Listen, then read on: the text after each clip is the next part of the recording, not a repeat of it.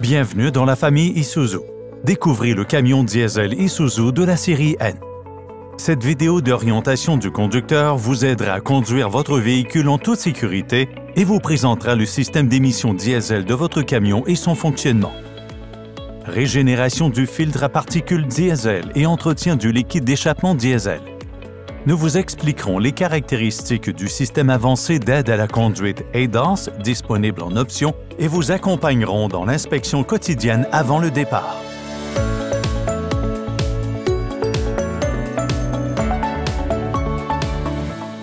Les systèmes d'émission modernes ont considérablement réduit le volume de particules et d'oxyde d'azote dans les émissions diesel. Le fonctionnement fiable et propre de ces moteurs diesel est rendu possible grâce à leur système de traitement des gaz d'échappement. Ces systèmes comprennent 3 éléments clés. Le filtre à particules diesel, le système de réduction catalytique sélective et le liquide d'échappement diesel. Voyons comment fonctionne le système de post-traitement Isuzu. Lorsque les gaz d'échappement quittent le moteur, ils pénètrent dans le filtre à particules diesel, FPD. En conduite normale, la suie s'accumule dans le filtre céramique de haute technologie du FPD. Comme le filtre en céramique accumule la suie, il doit la brûler périodiquement pour éviter qu'il ne s'encrasse. Ce processus est appelé régénération. La régénération peut se faire automatiquement lorsque vous roulez à une vitesse soutenue, ou le système peut vous demander d'effectuer une régénération manuelle ou sélectionnable. Après avoir traversé le FPD, les gaz d'échappement entrent dans le système de réduction catalytique sélective, RCS, qui injecte une quantité précise de fluide d'échappement diesel, FED, dans les gaz d'échappement chaud. Une réaction chimique convertit les oxydes d'azote présents dans les gaz d'échappement en azote et en eau, 2 substances plus respectueuses de l'environnement. Le FPD, le RCS et les composants d'émissions connexes sont essentiels au bon fonctionnement de votre camion Isuzu, d'où l'importance d'un entretien approprié. Le FPD doit être entretenu par un concessionnaire Isuzu autorisé toutes les 3000 heures ou 160 000 km selon la première éventualité. Et le filtre FED doit être remplacé tous les 193 000 km ou 24 mois selon la première éventualité. Ne déplacez ou ne modifiez jamais les systèmes d'émission d'Isuzu.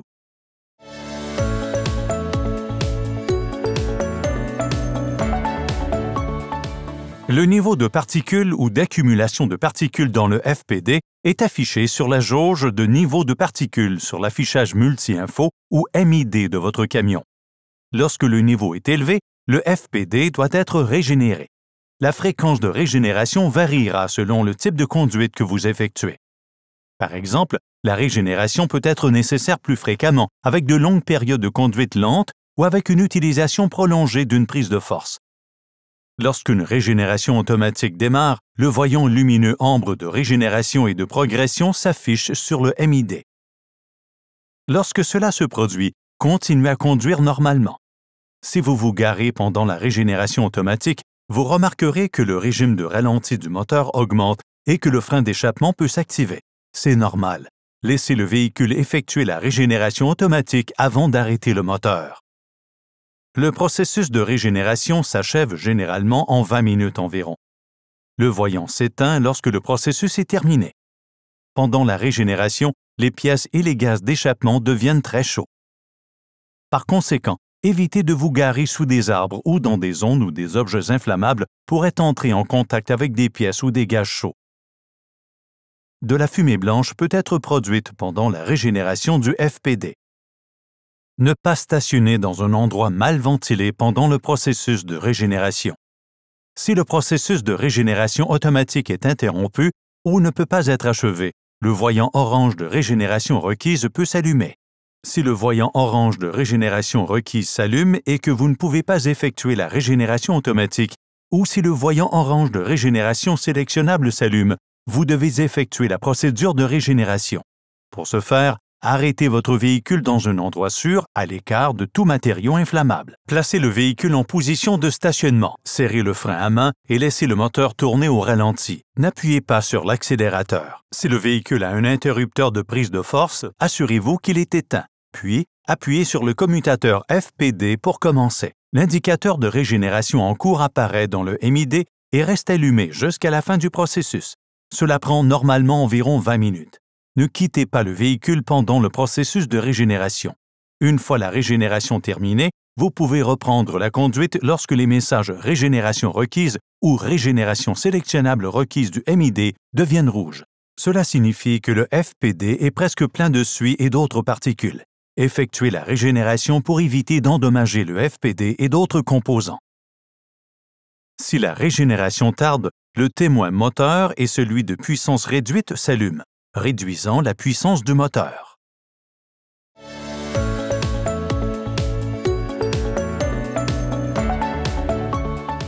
Vous devez vérifier chaque jour le niveau du liquide d'échappement diesel FED sur le MID lors de l'inspection avant le départ. Si le niveau est bas, remplissez le réservoir avec du FED frais jusqu'au repère F sur l'indicateur de niveau du tube latéral situé à l'avant du réservoir. La jauge FED sur le MID vous aide à déterminer quand ajouter du FED. Si le niveau de FED est bas, des témoins d'avertissement s'afficheront et la puissance du moteur diminuera progressivement pour prévenir les dommages et vous aviser d'ajouter du FED.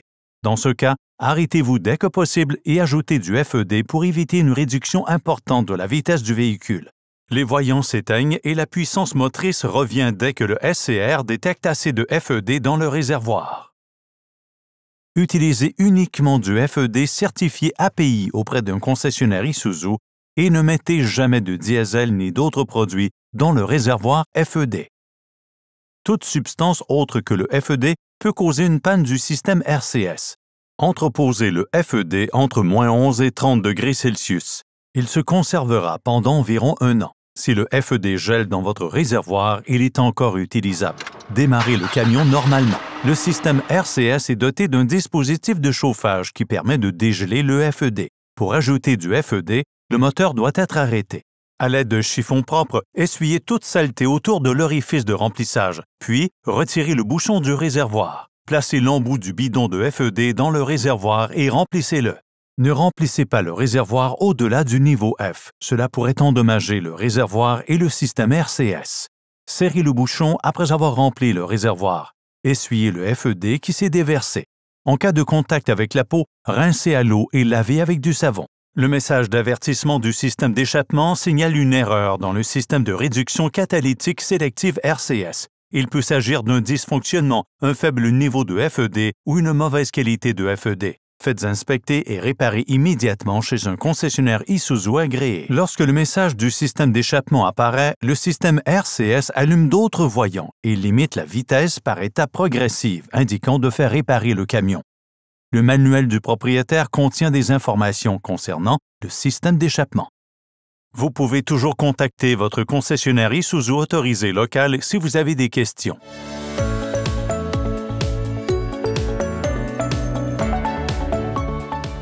Une inspection quotidienne avant le départ par le conducteur est essentielle pour assurer une conduite sécuritaire et efficace de votre camion Isuzu.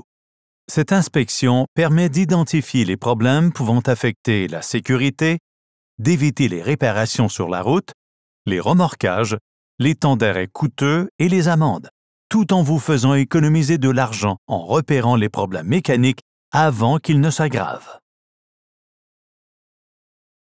Le ministère des Transports exige une inspection annuelle pour assurer le bon état de fonctionnement des véhicules. Il fournit également un rapport d'inspection du véhicule pour vous aider à enregistrer vos inspections quotidiennes. Il aborde tous les principaux composants du véhicule et sert de registre de l'état du camion. Choisissez un emplacement sûr. Stationnez le camion sur un terrain plat, à l'écart d'autres véhicules. Laissez suffisamment d'espace autour du véhicule pour que vous ayez une vue dégagée. À l'extérieur du véhicule, portez toujours un gilet de sécurité ainsi que des lunettes de protection et une paire de gants de travail résistants.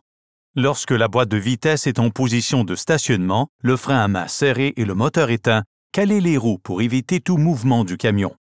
Pour les flottes, vérifiez le numéro d'identification pour l'inspection sur le bon véhicule et assurez-vous d'avoir les informations d'immatriculation et d'assurance nécessaires.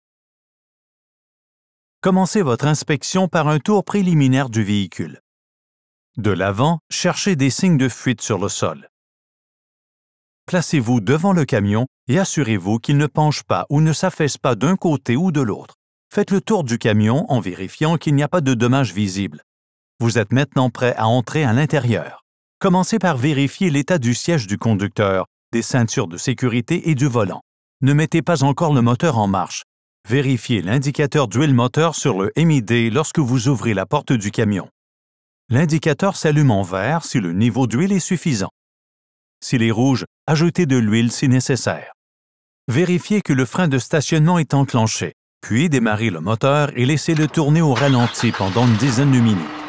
Les fluides se réchauffent et circulent pour des relevés précis. Observez attentivement les témoins d'alerte sur le tableau de bord et voyez ceux qui s'éteignent et ceux qui restent allumés. Portez une attention aux voyants qui restent allumés. Activez le système de climatisation pour chauffer ou refroidir l'habitacle et dégivrer les vitres au besoin. Allumez les phares. Activez les feux de route et allumez les feux de détresse. Assurez-vous de voir les indicateurs au tableau de bord et laissez les feux allumés pour l'inspection extérieure. En sortant, vérifiez que le triangle de sécurité et l'extincteur sont bien rangés derrière les sièges. Ces équipements optionnels ne sont présents que sur les véhicules qui en sont dotés. Depuis l'avant du véhicule, vérifiez que les clignotants et les phares fonctionnent. Vérifiez les feux de position de la cabine et de la carrosserie. Inspectez le pare-brise.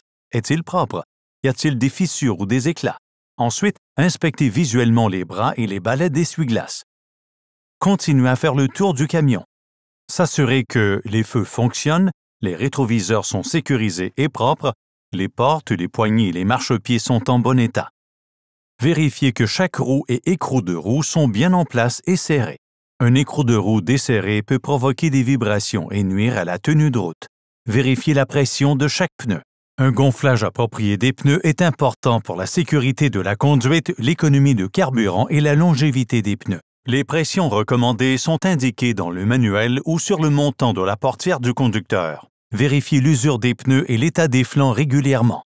Les pneus avant ont tendance à s'user plus rapidement. Assurez-vous de vérifier l'usure irrégulière des pneus. Ouvrez la porte du passager et vérifiez le niveau du liquide lave-glace. Remplissez le réservoir si nécessaire. À l'arrière du véhicule, vérifiez l'état des garde-boue. Tous les camions commerciaux doivent avoir des garde-boue pour protéger les autres véhicules des débris. Vérifiez que le pare-choc arrière et le seuil ne sont pas endommagés. Si votre camion a un haillon, abaissez-le et relevez-le pour confirmer son bon fonctionnement et son rangement correct.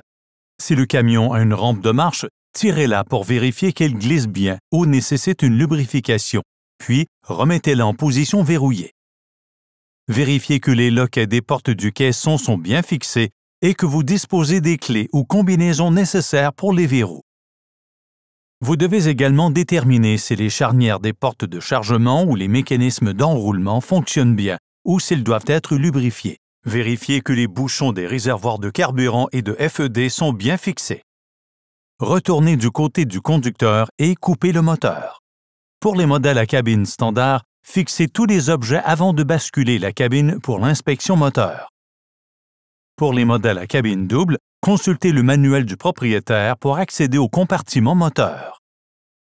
Pour les modèles à cabine standard, assurez-vous que la zone devant le véhicule est dégagée et qu'il y a assez d'espace pour basculer la cabine en toute sécurité. Déverrouillez et inclinez la cabine selon le manuel du propriétaire.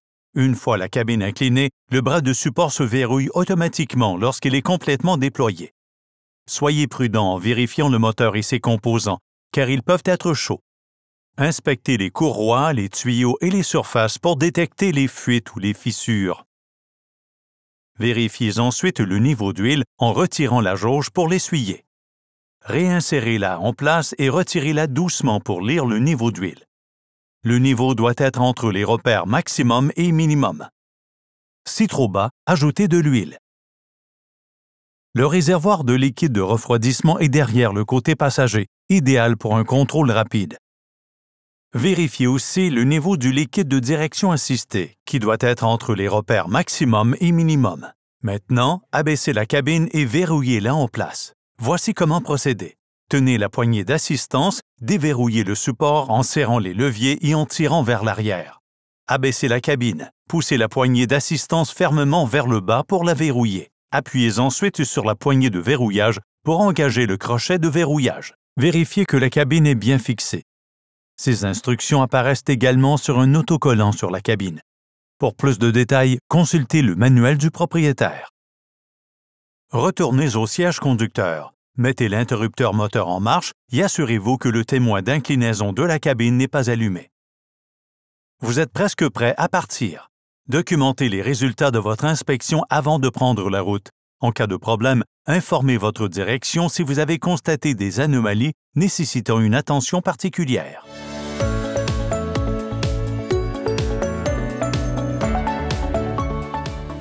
Les camions diesel Isuzu de série N peuvent être équipés d'un système d'aide à la conduite, ADAS en option.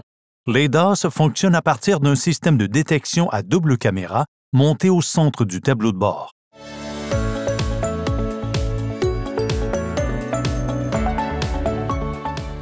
Le système de freinage d'urgence automatique AEBS est activé lorsque nécessaire. Il applique automatiquement les freins du camion si la détection à double caméra identifie un véhicule ou un piéton devant vous avec lequel une collision est possible. Ce système peut vous aider à éviter un accident ou à en réduire la gravité. Lorsque l'AEBS détecte pour la première fois des obstacles devant le camion, il émet un avertissement sonore. Il affiche « Frein » en lettres rouges sur le tableau de bord pour encourager le conducteur à freiner. Si le système détermine qu'il existe une forte probabilité de collision, il appliquera automatiquement les freins. L'AEBS est conçu comme une aide et ne vous dispense pas de votre responsabilité de conduire avec prudence et attention. Ne vous fiez pas seulement à l'AEBS. Lorsque vous conduisez, faites toujours attention à ce qui vous entoure et conduisez prudemment. L'AEBS s'allume toujours après le démarrage du moteur. Si vous avez besoin ou souhaitez désactiver l'AEBS, veuillez utiliser les commandes au volant pour accéder à l'écran des paramètres du MID.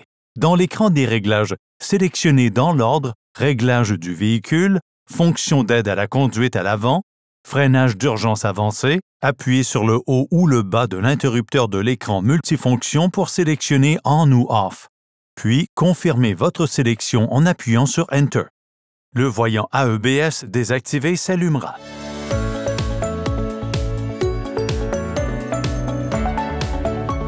Lorsqu'il est activé, le système d'avertissement de sortie de voie ou LDWS fonctionne à des vitesses de 60 km/h et plus. Il alerte le conducteur lorsqu'il détecte que le véhicule s'est écarté du centre de la voie et ou lorsqu'il détecte une sortie de voie non signalée.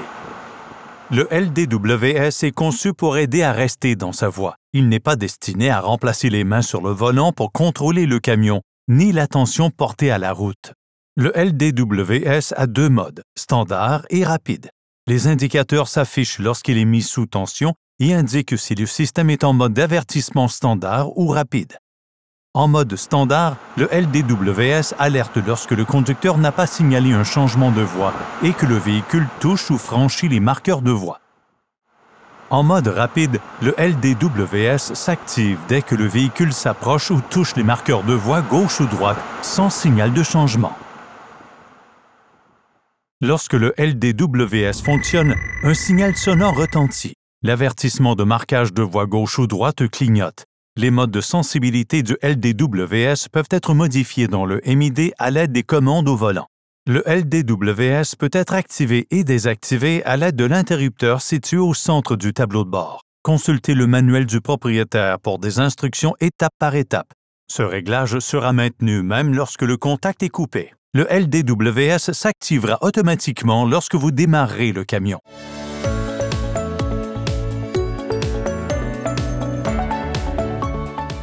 Le système d'alerte de distance de suivi ou FDW utilise des avertissements visuels sur l'écran multi-information ainsi que des alertes sonores. Il avertit le conducteur lorsque l'avant du camion Isuzu se trouve à une distance spécifique du véhicule qui le précède.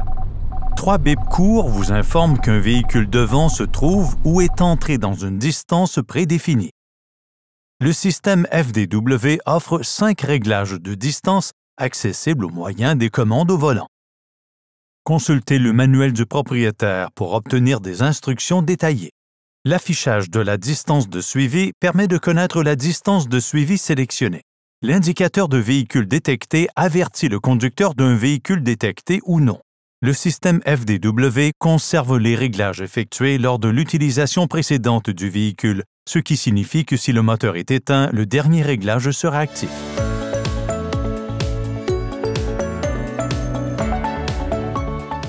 Le système de notification de démarrage du véhicule avant s'active lorsque votre véhicule s'est arrêté, par exemple à un feu de circulation ou à un panneau d'arrêt. Il utilise des alertes sonores et visuelles pour vous informer lorsque le véhicule devant vous a avancé d'une distance spécifique. Lorsque le véhicule arrêté devant vous commence à s'éloigner et parcourt environ 5 mètres, alors que votre camion n'a pas commencé à bouger, le message de démarrage du véhicule précédent s'affiche sur votre MID et un signal sonore retentit.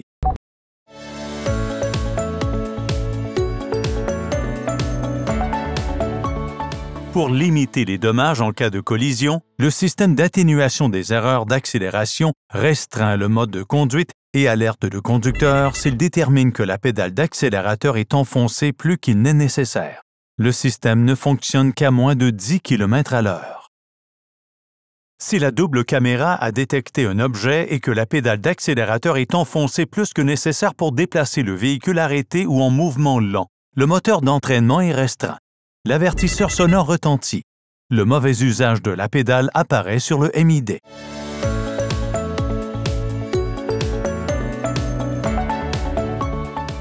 Le régulateur de vitesse adaptatif à gamme complète, FACC, permet au conducteur de définir la vitesse souhaitée et la distance de sécurité avec les véhicules qui le précèdent. Si le véhicule qui précède ralentit, le FACC ralentit automatiquement le véhicule pour maintenir la distance prédéfinie. Dès que le véhicule qui précède accélère ou que la voie est libre, le système accélère votre camion jusqu'à la vitesse initialement programmée. Le FACC peut même arrêter complètement votre camion. Dans ce cas, votre véhicule reprend sa vitesse initiale. Lorsque vous appuyez sur l'accélérateur ou sur le bouton de reprise des commandes au volant, le système FACC a une vitesse maximale de 120 km/h et une vitesse minimale de 32 km/h. Pour régler la vitesse souhaitée, appuyez sur les boutons plus ou moins du panneau du régulateur de vitesse. Appuyez sur le commutateur de distance pour augmenter ou réduire la distance entre le véhicule souhaité. Appuyez et maintenir le commutateur de mode pour passer du régulateur traditionnel au mode FACC.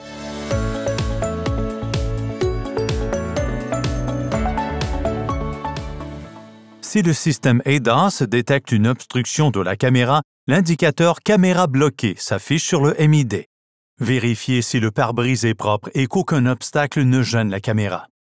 Si l'indicateur persiste, garez-vous en sécurité, éteignez puis redémarrez le véhicule. Si le redémarrage ne résout pas le problème, contactez votre concessionnaire Isuzu le plus proche pour obtenir de l'assistance. Nous vous félicitons d'avoir choisi un camion diesel Isuzu de la série N. Si vous avez besoin d'une remise à niveau sur les sujets abordés dans cette vidéo, vous pouvez y accéder en ligne ou sur votre appareil mobile à l'adresse isuzutruck.ca. Pour plus de détails, consultez votre manuel du propriétaire ou contactez votre concessionnaire Isuzu agréé. Un entretien régulier de votre Isuzu vous donnera, ainsi qu'à votre entreprise, de nombreuses années de services efficaces et fiables. Bonne route!